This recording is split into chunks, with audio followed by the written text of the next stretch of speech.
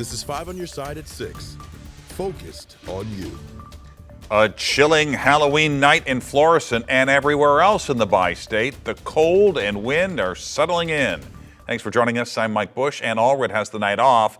If you are heading out with the kids to trick or treat tonight, you better bundle up. Let's get right to Chief Meteorologist Scott Connell for that weather first forecast. It's not the absolute coldest Halloween we've ever had in St. Louis, but certainly one of the top 10, as we saw temperatures this morning drop into the 20s for most of us, and this afternoon only back into the 40s.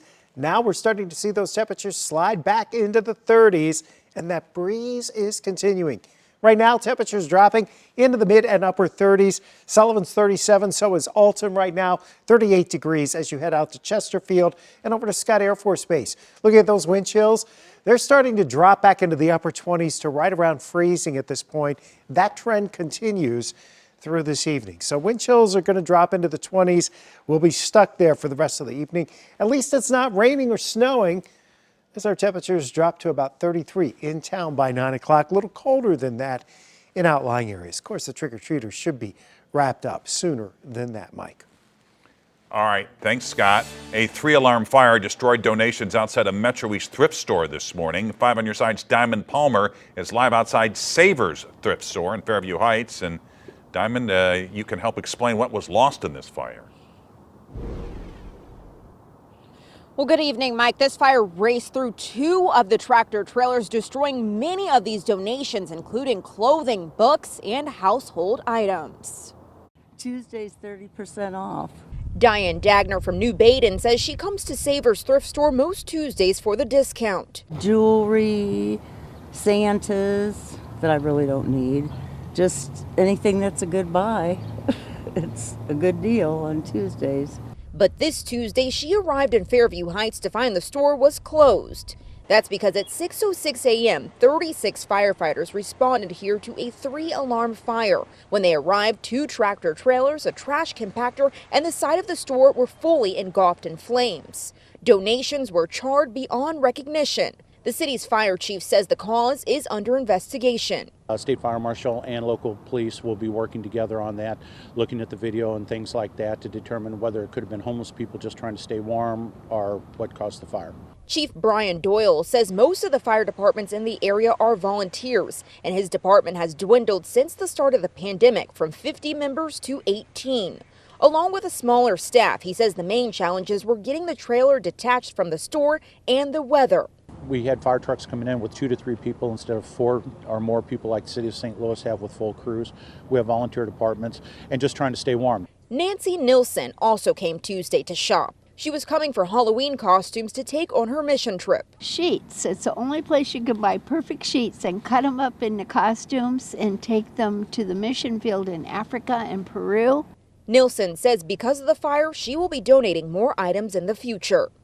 I thought maybe it was a robbery, which wouldn't have been good either, but a fire and all of the stuff they lost.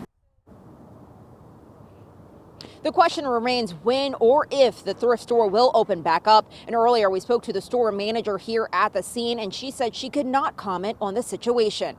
Reporting live here in Fairview Heights, Diamond Palmer, 5 on your side.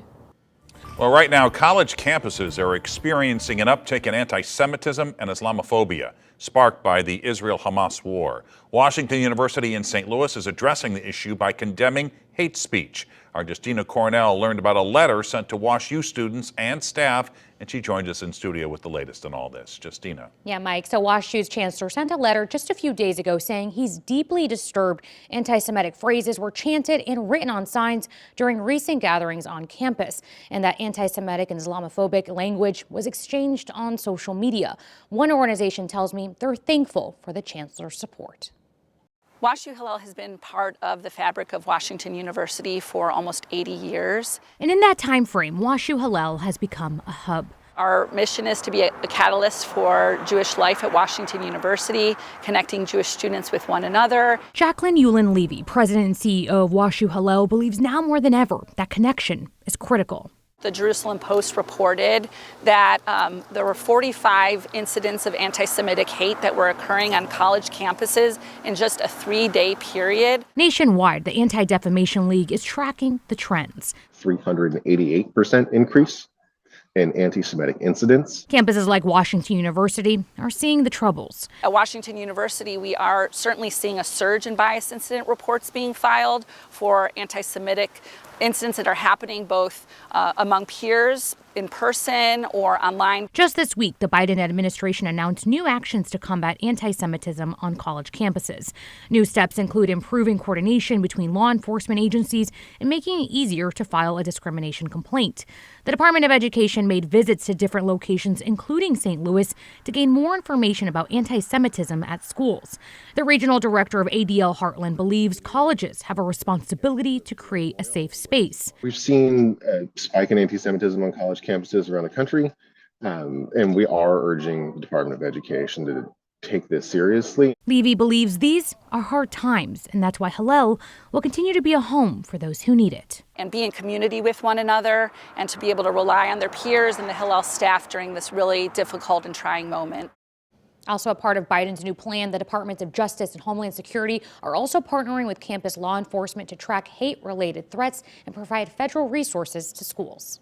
Justina, thanks. Some long-awaited good news for Cahokia Heights residents tonight. The EPA has appointed a coordinator to oversee the response to sewage problems that have plagued the Metro East community.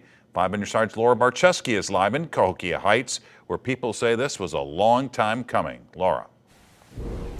Yeah, Mike, I talked with a resident who's lived in this community for nearly 30 years. She says she's been dealing with raw sewage backing up into her house constantly, and she's hopeful there will be change, but she won't believe it until she sees it firsthand. When Yvette Lyles first moved into her home in Centerville, which is now Cahokia Heights, she was so proud of her accomplishments. A divorced woman with 4 children moving from a small place into a 9-room brick ranch home off a lake drive by the state park. How amazing, how wonderful it was, only to turn into a nightmare. A nightmare full of raw sewage seeping into her house again and again for more than 2 decades, causing health problems she now has to live with. Since 2019 alone, residents say it's happened 91 times. Half of my home is sinking down. Sinking down. When I bought this house, there wasn't anything wrong with it. Walls falling apart, cracking. The smell of the sewage, no matter how much you bleach and disinfect your house, is still a stench in your house. It's been more than a year since Governor J.B. Pritzker allocated funding to fix these problems, and they haven't seen any change yet. Congresswoman Nikki Budzinski says with the appointment of an EPA coordinator, they hope to see those funds put to work. This coordinator is going to be an additional resource to making sure that there's coordination on the ground with all stakeholders. We're communicating to the community the progress that we're making, and then we're able to really identify and bring back any additional dollars to get these issues resolved quickly. Lyle says she's never lost hope, but they can't keep living like this. They should be held accountable and come in and fix our homes. We're too old. I know I'm too old to look at another mortgage. Congresswoman Budzinski says that she hopes this new coordinator from the EPA will accelerate the project timeline and hopefully bring about change for these residents. Reporting live in Cahokia Heights, Laura Barczewski, 5 on your side.